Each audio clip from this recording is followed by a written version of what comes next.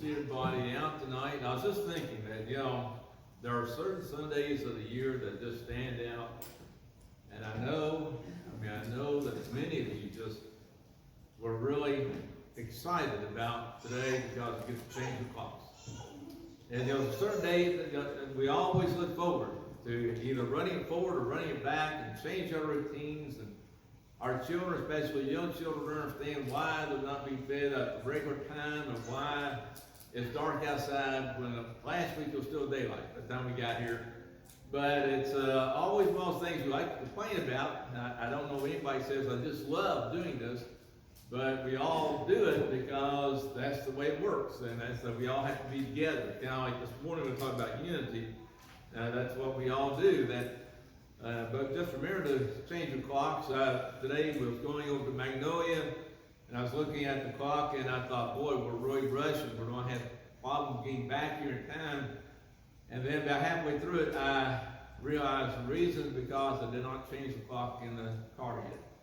And so we're good. Kind of gave me a relief then. But anyway, hope everybody had a good day and hope everybody adjusts well to this new time change that we have. But I wanted to look at passages, and we've been studying on the book of Acts, of course, going through the missionary journeys of Paul. And I didn't want to step too much into chapter 20, but verse 1 in chapter 20 in the book of Acts, it says, after the uproar had ceased, Paul called the disciples to himself and embraced them and departed to Macedonia. And Macedonia, we look at, and we learn a lot about the church of Macedonia. If you look over, and what we're going to spend most of our time in this lesson is over 2 Corinthians 8 chapters 1 through 5 in particular. But when you think about those churches of Macedonia, that the title is those strange Macedonians. And a lot of times when we use the word strange, we're using it in kind of a negative sense. So somebody would say that you're a strange person. Or that person over there, they're really strange. That's a strange family. Usually we're not saying that in a very complimentary way. We're meaning it in that kind of peculiar way, which also by itself has kind of a negative connotation. But right when you start thinking about it, what strange means that they're just not like everybody else. That they're different. That they stand out for various reasons. And so there are times we use a word in a very positive sense.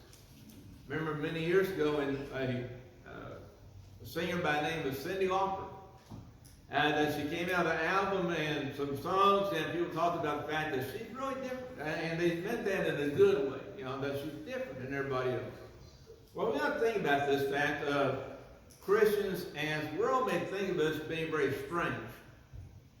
But really that's what we need to be in a lot of ways. And so we want to look at this there, first of all, realizing when you look at Paul's missionary journeys, there's a point there where Paul is set to go out after Acts 15 chapter to go back to the region and been before in Galatia, but basically the Holy Spirit says, no, you're not going there. And he guided them into this area of Macedonia. And of course we read about Philippi, and we read about Philippi and Apollonia, Thessalonica and Berea. Those were the churches of Macedonia. And as you go on through the case of the map as this journey is, as it goes on down south, we have there Thessalonica mentioned, then Achaia down in Corinth, down in those regions right there. So I thought that'd be interesting just as far as understanding the region we're talking about here and the churches we're talking about. And as you think about the background of Macedonia, of course, we realize, as I said before, that there's a call, literally, a call to Paul to go to Macedonia, just as we had sung a few minutes ago. And it's in the light. There's a Macedonian call there we find in Acts 16, verse 9. It said, and a vision appeared to Paul in the night, and man of Macedonia stood and pleaded them, saying, come over to Macedonia, help us. Meaning, bring the gospel to us, bring the gospel to this region here. Again, that was a direction by God through the Holy Spirit telling them, this is the area you need to go to. And we find, of course, as I point out in the map, that there were numerous people that were interested in the gospel, and that churches were established in those places, and brethren did things in those areas. Well, then also we have to keep in mind, as you go through this here, that there is, basically, we read about those churches then in the letter at Corinth. Well, he said, we want want you to know, brothers, about the grace God has been given among the churches of Macedonia. So again, that's Philippi, those churches we just mentioned there, Berea and Thessalonica. He said, for a severe test of affliction, their abundant joy and their extreme poverty have overflowed in a wealth of generosity on their part. For they gave according to their means, as I can testify, beyond their means of their own accord, begging us earnestly for the favor of taking part in the relief of the saints. And this must be expected, but they gave themselves first to the Lord, and then by the will of God does. And so Paul literally uses the case of Macedonia as a way of trying to stimulate, trying to encourage the brethren at Corinth to be like those folks there. And as you look at this here, we find there is a second Macedonian call. And that second Macedonian call is the idea of, again, basically saying, in verse 8, we just read there, and it says, imploring us with much urgency that we should receive the gift of fellowship, the ministry to the saints. And what I mean there is those brethren in Macedonia basically saying to Paul, we want to help. And what they're talking about, we want to help the Christians at Jerusalem that are going through a rough time because of famine. Let us help them. And so this year, the first Macedonian call was, we need your help. This year, Macedonian call is, we want to help you. We want to help the Christians of Jerusalem. And they're really an example of what Paul writes to the church of Galatia about Christians helping. And over in Galatians 6, verse 6, it says, him who has taught the word, share all good things in him who teaches. And there we find, of course, in those going out about preaching the word of God, that is worthy of them to be supported, worthy of them to receive wages. And basically, as again, the one that goes out and preaches the word, that is good to help support them. But then verse 10, he says, therefore, if we have opportunity, let us do good to all, especially those of the house of faith. And so these folks here in Macedonia are wanting to help those Christians that they never met. Now, it's one thing to know somebody personally. It's one thing to meet somebody and then later on they need help. Say, I know who that is, and offer to help them. But it's another to say, we're going to help somebody we don't even know. But we know they're suffering, we know they're Christians. And so that's what we're called to do. And in that case here, again, by today's standards of the world around us, that they will be considered very strange and even reckless. Because we read here about words like eager. They were eager to help. We hear that it says they were ready, they were willing, and not only that, but also they were generous. Now again, generally in the world today, and I know there are exceptions to this, and there are times people are willing to open the pockets to help other people, but as a general rule, a lot of people out there just don't care about helping anybody if they can't get something out of it. And so we ought to think about those strange Macedonians as far as some of the qualities that made them different. And they were told to emulate. And one is, they were victorious people. And as we read before just there in 2 Corinthians 8, verse 2, it said, in a great trial of affliction, abundance of joy, and their deep poverty, abundant riches of the liberality. And then these folks here were, he says, the fact is that they were, that they had affliction. They had these things going on, but they refused to allow those things to hinder them in helping others. They refused to allow the persecution. They refused to allow the pain they were going through. They refused to allow the poverty they were in to actually rob them of the opportunity and the privilege of giving. Giving is a privilege. When you have the opportunity to give to somebody that needs help, we need to think about that in a sense. We've been blessed with that opportunity to do that. That's a privilege. And so look here, and he said that they were not just afflicted, but he talks about that they were deeply, greatly afflicted. We were watching a show on television called Amazing Race. And the Amazing Race, if you watch that, they have stages, and at each end of each stage, generally the last team that come in, the last two people come in, they get knockout show. And in this case here, that they kind of bent the rules a little bit because kind of the end of the stage decided that really wasn't the end of the stage, we're going to keep on racing. But the last team to come in, they should actually be kicked off the show, was actually allowed to go on. But when they were talking to these two brothers, they made the point, said, that the host said, not only were you last, but you were dead last. As if that made a big deal difference. They were dead last in the show. And here he's talking about, you're not just afflicted, which would be bad enough, but you are greatly afflicted. It's kind of like this morning we studied about miracles. And that is kind of made how Paul phrased it, or how Luke writes it in the book of Acts. And that is, they weren't just miracles, but they were kind of like amazing or exceeding miracles. Not just those ordinary run-of-the-mill miracles, okay? These were really special miracles. Well, here's the case here. These folks here were not only suffered persecution, but they were facing deep persecution. And when you read about some of that in the letters that's written to us, 1 Thessalonians 1 verse 6, and there he said, you became followers of us in the Lord, and received the word in, notice here, it doesn't just say affliction, but it says in much affliction. These folks here are being persecuted very severely. And we can see sometimes the world around us how we may think we're being persecuted because the guy next door won't talk to me, or because they do something, they have a bad attitude towards me, or they won't talk to me at work. But we sometimes turn on the television and see people in other countries that are facing real deep persecution to the point of losing their lives. And so these folks here are facing that. And they're facing persecution because also false teachers. They have folks going around, and 2 Thessalonians 1 verse 6 says, since it's a righteous thing with God to repay with true tribulation those who trouble you. They make things hard on you, and to give you who are troubled rest when the Lord is revealed with heaven with the mighty angels. There were some that go out there and they teach you falsely against the doctrine of Christ. They had some that were going after Jewish leaders. When you read through the book of Acts, you find out they were very quick to try to stir the people in Acts 15 verse 7. 17 verse 5. But the Jews were not persuaded, being envious, took some of the evil men from the marketplace, and gathering a mob, set all the city in uproar, and attacked the house of Jason, and sought to bring them out to the people. They wanted to kill them.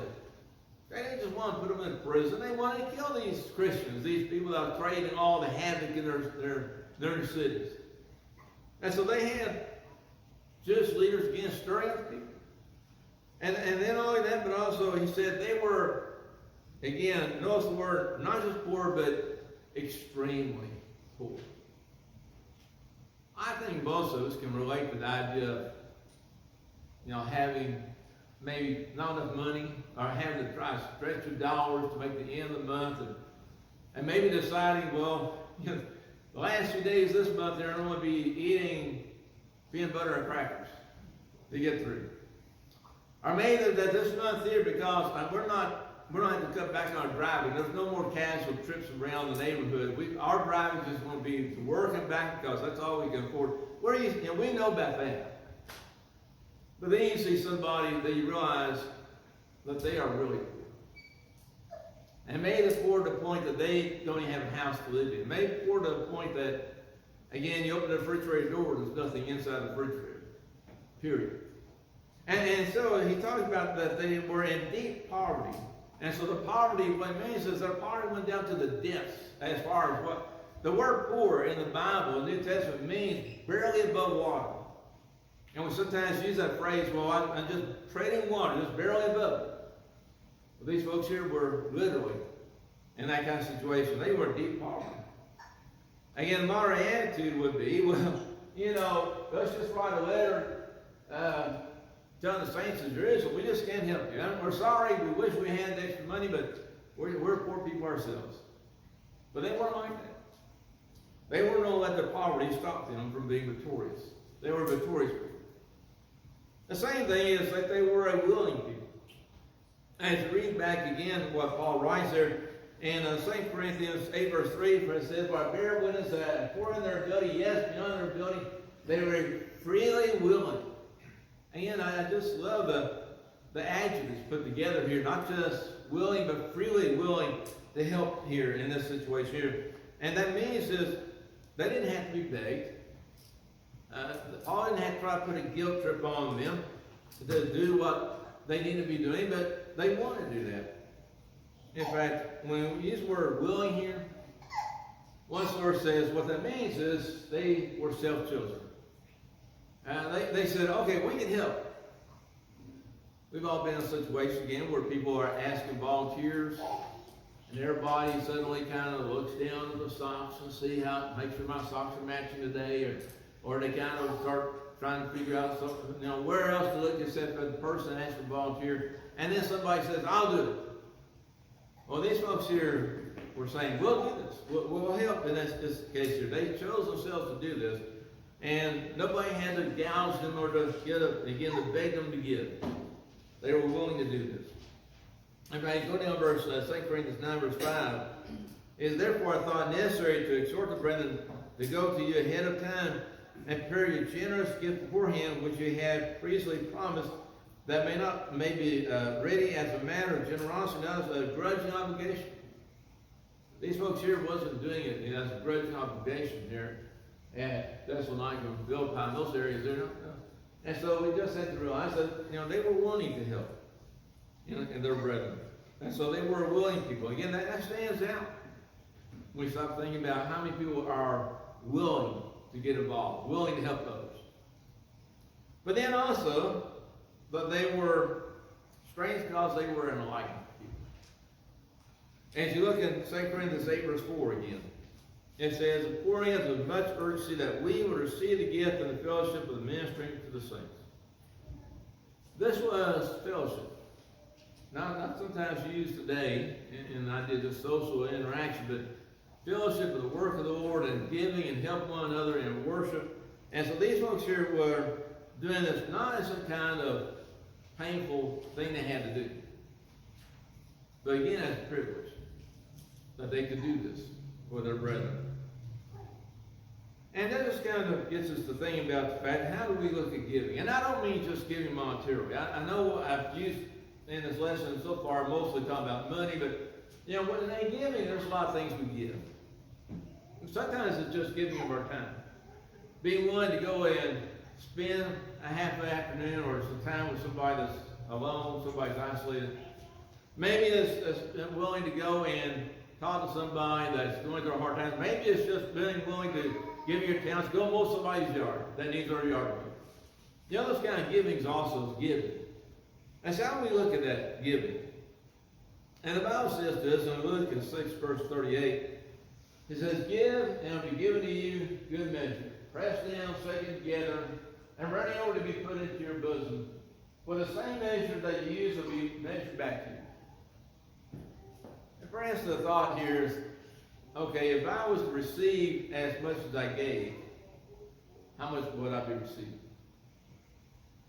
We've all, again, seen cases where you have a basket and you're trying to get as much in it as you can, so you press it down here, you shake it, try to make it, everything settle down a little more in the basket. You want to pile more things on top of it, and the point is going to overflow.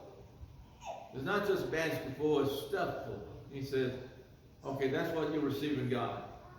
He's not talking about health and welfare ministries, by the way, but again, the blessing we receive from God. And so if I receive as I gave, how much would I receive? And as we look at this here, we have to realize these people are strange in the sense of willingly enlightened people, because they did not use some excuses that could be used today. Whereas they did not use the distance excuse. Because as they had that map there, just think about where they were at. They were over here in this part of the world and had a Mediterranean Sea here, and Jerusalem's way down here. I mean, Jerusalem is a long ways away. And most of these people had no idea really ever being there, Jerusalem. And they could have easily said, man, it's so far away. Why should we be concerned about those brethren? I remember whenever I went to Russia to preach and that for a month there, and sometimes people would say things like, why are you going all the way over there to preach the gospel? We need people here. People here need to hear the gospel. Yes, we have people here who need the gospel, but the people over there did too. And so sometimes we use distance as an excuse not to do something. They didn't use it. They didn't use ignorance. Intentional ignorance. Where we can say, we don't know that for sure. We don't have any first-hand knowledge of this here. Then they received word from Paul, and maybe other Christians, but they may have actually said, we hadn't actually seen ourselves, and so we're not going to do anything about it. They didn't use that. They didn't say, well, we can't be wasting the Lord's money. Various things people consider to be wasteful about the Lord's money that are actually what the money's intended for. By the way, many years ago, Regina and I was at a place here, a potluck, and a member of the congregation where this guy was a member at came and sat down and started talking to us. And it was well known, and they let it be known also that their congregation had a huge amount of money inside the treasury. I mean, a lot of money inside the treasury. And here his words, he said, well, you know, we took years and years to accumulate that money, and it's going to take years and years before we ever spend it. And I was thinking, what about the need now? What about maybe those who are needed, whether it's preaching the gospel or those in benevolence? What about the need now? But you look here, and sometimes people say, well, you know, they don't want to waste the Lord's money, so let's not touch it. And some may say, well, it may do more harm than good. They may start depending on it. Those Christians over there in Jerusalem may start thinking that we're kind of like the sugar daddy. They didn't use that excuse. And finally, they could say, look, we don't have that much either. We're poor also, and so we just can't. They didn't use their own poverty as an excuse, in other words. And so they were an enlightened people. Not only that, but also they were a joyful people. I like, and I think everybody else does, we like being around people that are happy. We like people that smile, people that are willing to laugh some and joke around some. But there's something even deeper than happiness, and that is the idea of joy. And in the Bible, there's a distinction made between those two. And that when he talks about them in 2 Corinthians 8, verse 2, again, he said, the abundance of their joy. Because, see, joy is not dependent on the idea of what's going on around us. It's easy to be happy if everything's good around you. If you just have everything working out exactly what you want, then yeah, you can be happy. But a joyful person is able to be joyful despite the circumstances they face. And there have been people I've seen that you look at them and you realize they are going through trials, whether it's health trials or other kind of trials, and yet I admire them because they're joyful. They had a sense of joy about them. And so these people like that. Just as a criminal is not a criminal because they're poor, so also a person is not joyful because they're either rich or poor. This is a quality that goes deeper than simply your monetary position in life. These people were joyful as they serve the Lord. And so again, as we look at this here, how joyful am I as I serve God? Am I a joyful person being a Christian? And then not only that, but also they were generous. And we kind of mentioned this in a number of times so far in our lesson. But again, when Paul writes in 2 Corinthians 8, verse 3, he says, and beyond their ability, they were really willing.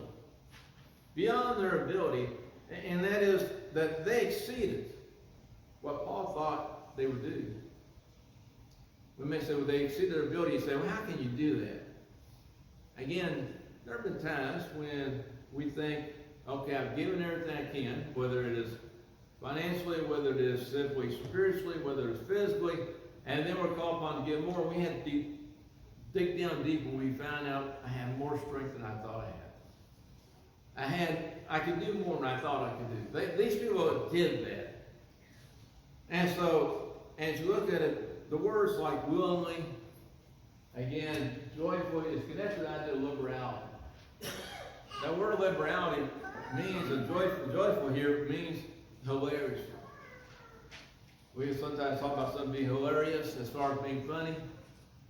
And usually when we talk about giving, people say, well, you give to a hurt. So actually what Paul's saying, you gave to it felt good. You gave because it did make you happy, because it was something that you were pleased to do. Much as over in Acts 8, verse 34, it says, nor was there anyone among them who lacked, for all were possessors of the land or houses sold them, and brought the proceeds of the things that are sold, and laid them at the apostles' feet, and they distributed to each as anyone had need. I don't know how many times we read that passage. Many times in studying through the book of Acts.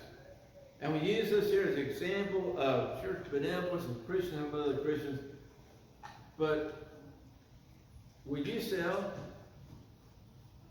your home to help other people? They did in the first century. They sold the land. And we, and again, we're not commanded to do that, to just go out and sell everything you have. But we just understand that that's how much they wanted him. That's how freely willing they were able to help each other. And then they were still sacrificing. And as you look again at 2 Corinthians 8 verse 5, it says they first gave themselves to the Lord and then to us by the will of God. A lot of our problems is the idea of giving of ourselves.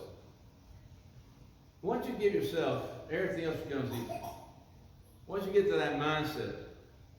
And so, as you look at this here, when people start saying, do I have to, or start making excuses, a lot of the reason is because we want to keep part of ourselves.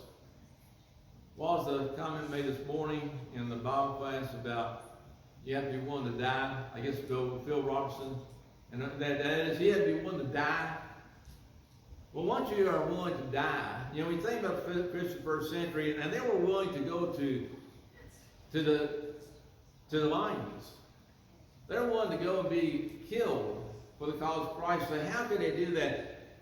They were already dead. They were already dead to this world. They had already sacrificed themselves. And therefore, it's nothing new for them. As Paul writes in Galatians 2 verse 20, I have been crucified to Christ, no longer I who live, but Christ lives in me. And the life which I now live in this way is to live by faith in the Son of God, who loved me and gave himself for me. And that's hard to do.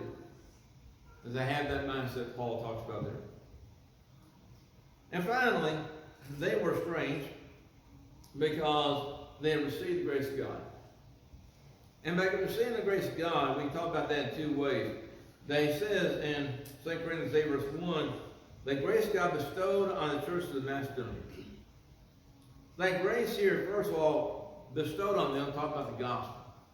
That Paul went over there and preached the gospel to them, and they received the grace of God because God wanted everybody to be saved. If he only wanted Jesus to be saved, then he could have easily given a very limited commission. If he wanted just the Gentiles in Canaan to be saved, he could again just kept the apostles there in Canaan. But when he sent Paul all the way over to Macedonia and Achaia and that region, he's wanting everybody to be saved. And that's what the Bible says to us. Titus 2 verse 11, for the grace of God that brings salvation appeared to all men. To everybody. Not just a few, but all men. And Ephesians 2 verse 8, for by grace you have been saved through faith, and not all of yourselves is a gift of God. And so we have the grace of God inside of Christ, not outside him. Not despite of Christ, not despite, but through him. We receive the grace of God. And they receive that. But not only that, but also the second way here is the grace of giving. Because Paul, quoting Jesus, says, more blessed to give than receive. And when we love somebody and we have the opportunity to give to help them, whether again it is our time, our talents, money, then we don't do it grudgingly, but we give it lovingly. And we think, and I'm thankful that I have it to give. And so he said that's what we need to do. That's grace, when you have the opportunity to do that. So they were strange for a number of reasons. And it's simply, again, an example of how we are to be in our lives. Are we different than the world around us in these respects right here? I appreciate your kind attention tonight. And as we get ready to sing a song of invitation, that song that comes to mind is, this world's not my home, I'm just passing through. That in writing to the Hebrews, the Hebrew writer talks about Abraham over in Hebrews, let me get the right chapter here, the chapter. And he mentions Abraham, and it's pointed that he makes that he's a pilgrim or a stranger in the land of Canaan. And about a month ago, I had an opportunity to go with Eli. He had another business trip, so we went to northern Pennsylvania. And somebody may say, well, what's a northern Pennsylvania? And I will tell you, not much. Except trees and hills, pretty country, but there's not a whole lot out there. You know, your towns are a good 30, 40, 50 miles apart, and a lot of those are not very big places, and so kind of place where if you want, you get gas, you take the opportunity when you have it. If you're hungry, you better stop when you see a restaurant. And we went out there to northern Pennsylvania. The reason is he was going to be there. There's a factory, he had to go look at a piece of equipment, tell them what they needed, and we got there on Monday night, like 7:30. He looked at the piece of equipment. We were back on the road Tuesday morning, come back home by about 9:30. We were there just a short period of time. And that's a long trip, by the way. When we got to Cleveland, Eli said, we're about halfway there. I thought, oh boy. This is like a 13-hour trip one way. But when we got there, that night we went to a restaurant, and one of the guys, the person waiting on us, started talking to him and said, where are you from? And we said, well, we're from Kentucky. You know? And he said, well, how long are you staying? So tomorrow morning, and then we're back on the road. And he talked about how pretty Kentucky is, and that's about it. But I thought about that in the sense of, you know, we were not in this place, Pennsylvania, forever. We were just there a very limited time. We're just passing through. We're pilgrims passing through. And that's where we are in this life here. We're pilgrims passing through. Here for just a short time period. This world's not my home. You know, you always keep that in mind. We're trying on our way to heaven. So tonight, if there's anything standing between you and that goal of heaven, we're here to aid you in any way we can. If you need to respond to the invitation, why don't you come forward and stand as we sing.